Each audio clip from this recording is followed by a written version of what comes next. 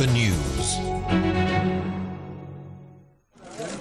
Iran remains under threat of new sanctions despite signing an agreement aimed at allaying international concerns over its atomic ambitions. Tehran will send some of its low-enriched uranium abroad in a deal with Brazil and Turkey. In return, it says it will receive higher-enriched nuclear fuel for a research reactor. But the EU's stance has not changed towards Iran, which has backed out of a similar deal in the past. The main concern is not that the refueling of the Tehran research reactor, but the Iranian nuclear program itself. The International Atomic Energy Agency has made reasonable proposals on the refueling of the reactor, but Iran has failed to respond positively. We have heard, but not seen the new proposals. And the talk is even tougher in Israel, where the government reacted with more veiled threats against the Islamic Republic. Iran is equipping itself and is intent on getting nuclear weapons. It's taking steps that are far from being for the sake of self-defense, as the president of Brazil is saying, "We are watching this and making decisions accordingly." The uranium would be exchanged in Turkey, whose mediation with Brazil comes as the UN readies tougher sanctions. Tehran insists its nuclear program is for peaceful purposes.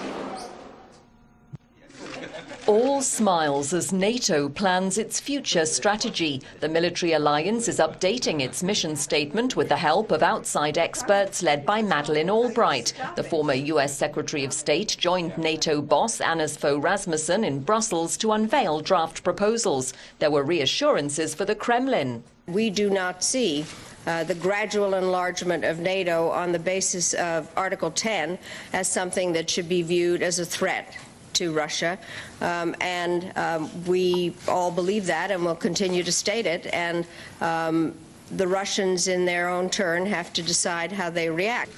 The report is very clear that NATO reform is not just a nice slogan.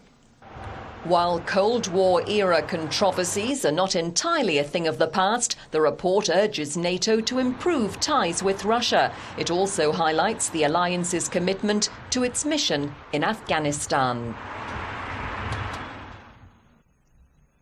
43 people have been killed in a plane crash in Afghanistan. A passenger jet en route from the city of Kunduz to the capital went missing in a mountainous area. The cause of the crash was not immediately known, but it came amid cloudy and rainy weather. NATO-led forces are helping in efforts to locate the plane. This man at Kabul airport says, "My brother was coming from Kunduz. We spoke to him at 8 in the morning. He said he was on the plane but couldn't talk and would call us back. He's been missing since then. Nobody's giving us any information."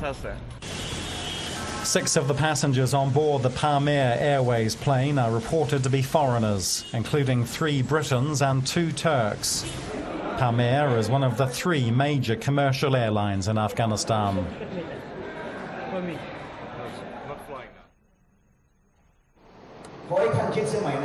Thailand's government has said it's willing to talk with opposition red shirt protesters, but only if the movement calls off its 2-month-long demonstration. The 5,000-strong crowd had been given until 8 a.m. GMT to leave the area of Bangkok's commercial district or face criminal charges. We will stay here persistently, and we will ask every people that don't be afraid. Just sit still or stand still here and don't fight back. And if they would like to kill us, let them kill us. The once peaceful protest has turned bloody in recent weeks. The escalating street violence has claimed 66 lives since the political standoff began, with hundreds more injured. The crisis has also crippled Thailand's usually booming tourist industry, and foreign travellers are now being evacuated from some hotels as fighting spills over into areas popular with holidaymakers. Many Western governments are now advising their citizens against all non-essential travel to Thailand. After hitting its lowest level against the dollar in 4 years, the euro has trimmed its losses today. However, investors remain troubled and confidence in the eurozone has tumbled as the questions being asked: Is the Eurozone crisis similar to the 2008 banking crisis? Futures traders now have a record level of contracts, betting on the euro falling further. Hedge funds and other large speculators piling on the pressure for a third straight week. Today we're going to have to see at what moment the central banks consider that this de facto devaluation of the euro has gone far enough, and at which moment the Americans won't want to see their currency rise too sharply. We'll arrive at that moment at a global power game over the value of currencies. The euro is the worst performing major currency this year, having shed 14% against the dollar, with ECB boss Jean-Claude Trichet today calling for a quantum leap in how member states' budgets are controlled. What will stop the rot? It looks like the euro will continue to fall because we have a profound crisis of faith in the euro. The stability of the euro was based until now on the discipline of euro member states and the independence of the ECB. Both have suffered enormously in recent weeks. The crisis could be a blessing in disguise if it encourages member states to tighten rules and make the euro a much harder currency. But before that happens, it's going to be dragged through the mill by investors.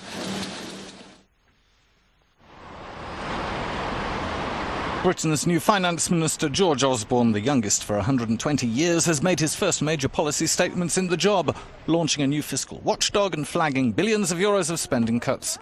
His first emergency budget will be on June the 22nd, and he has to convince markets quickly that the Conservative Liberal government knows where it's going. This new coalition is founded on an agreement to significantly accelerate the reduction in the deficit, starting this year.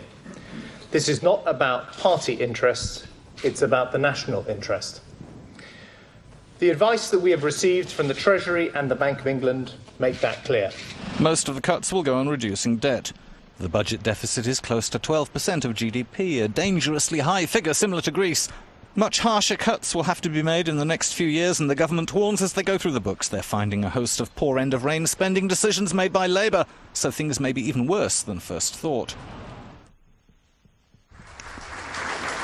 Former British Foreign Secretary David Miliband has officially launched his campaign to become the next leader of the Labour Party. Speaking in his North East England constituency, the 44-year-old described what he believed the party should stand for after losing the recent general election. You build a community with rights and responsibilities together, and that through common humanity but also self-interest, we have obligations to people all over the world. Those are the values of my upbringing. I believe, too, in a market economy. I want more of a market economy in South Shields. But I don't want to live in a market society. There are values that markets cannot nurture, values of compassion and love and care and solidarity and cooperation. Those are values that have to be made by people. The race to replace Gordon Brown as Labour leader will be something of a family affair for the Milibands. David's younger brother Ed is also standing. Brown left Downing Street last week after resigning as Prime Minister.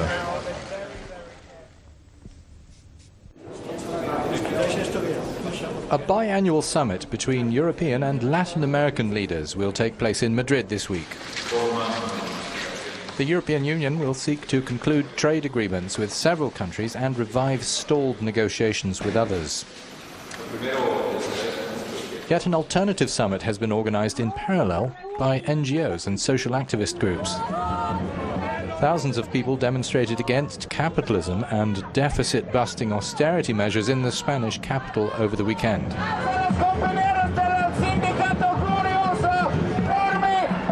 Diplomats said the EU bloc would pursue a trade deal with Argentina, Brazil, Paraguay and Uruguay, the Mercosur group, despite several European countries' concerns that this could harm their agricultural sectors.